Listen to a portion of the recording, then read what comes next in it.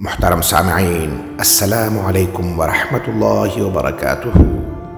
لاکھوں درود اس پاک نبی پر جن کے صدقے ہم ان کی امت میں شامل ہیں۔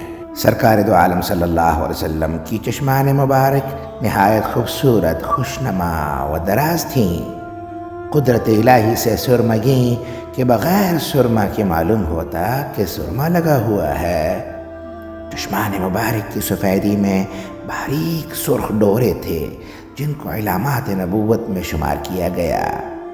حضرت ابو ہریرہ رضی اللہ تعالیٰ عنہ فرماتے ہیں کہ سرور کونین صلی اللہ علیہ وسلم کا ارشاد ہے، میں اپنے پیچھے سے بھی ایسا ہی دیکھتا ہوں جیسے کہ اپنے آگے سے دیکھتا ہوں۔